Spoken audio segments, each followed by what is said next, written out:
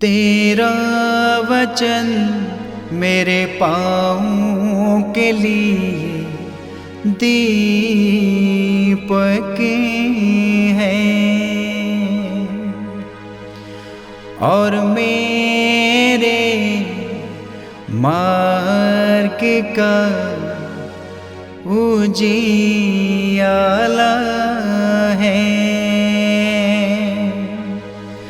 तेरा वचन मेरे पाँवों के लिए दीपक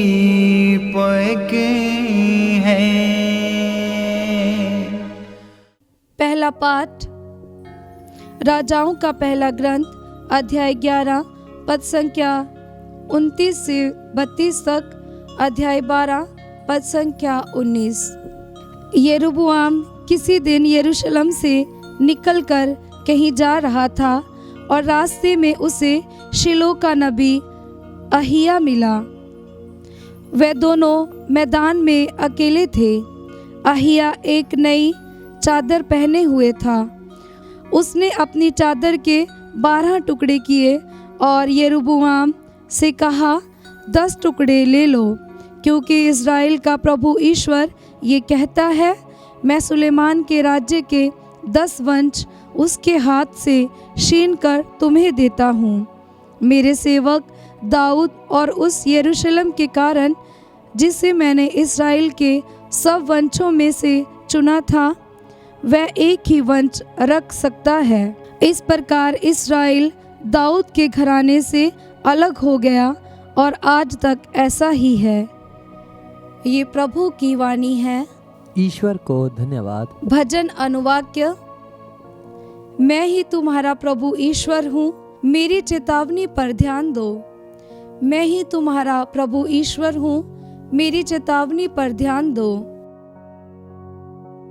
तुम लोगों के बीच कोई पराया देवता ना हो। तुम किसी पराये देवते की आराधना मत करो। मैं ही तुम्हारा प्रभु ईश्वर हूँ, मैं ही तुम्हें मिस्र से निकाल लाया। अनुवाक्य। मैं ही तुम्हारा प्रभु ईश्वर हूँ, मेरी चेतावनी पर ध्यान दो। मेरी प्रजा ने मेरी बात पर ध्यान नहीं दिया। इज़राइल ने मेरी एक भी नहीं मानी। इसलिए मैंने इस हठधर्मी प्रजा को छोड़ दिया और वह मनमाना आचरण करने लगी। अनुवाक्य। मैं ही तुम्हारा प्रभु ईश्वर हूँ, मेरी चेतावनी पर ध्यान दो। ओह, यदि मेरी प्रजा मेरी बात सुनती, यदि इस्राएल मेरे पथ पर चलता, तो मैं तुरंत ही उसके शत्रुओं को हराता और उसके अत्याचारियों का दमन करता। अनुवाक्य। मैं ही तुम्हारा प्रभु ईश्वर हूँ, मेरी चेतावनी पर ध्यान दो। जय घोष हालेलुया। अनुवाक्य। हालेलुया। हे प्रभु, हमारा हृदय खोल दे, जिससे हम तेरे पुत्र की शिक्षा ग्रहण कर सकें। अनुवाक्य। हालेलुया। पवित्र सुसमाचार संत मार्कुस के अनुसार अध्याय 7 पद संख्या 31 से 37।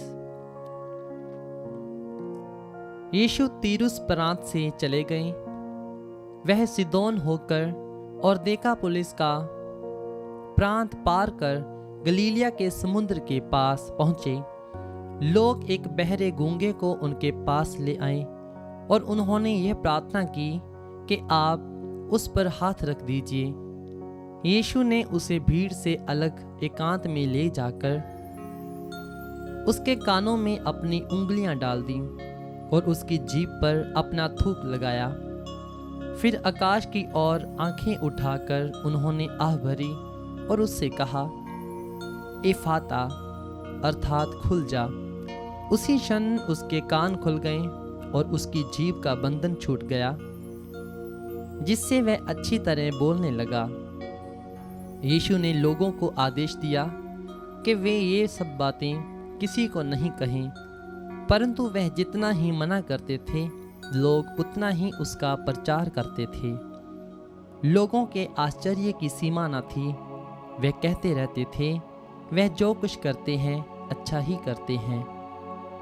वह बहरों को कान और गूंगों को वाणी देते हैं। यह प्रभु का पवित्र सुसमाचार है। ख्रीस्त की जय।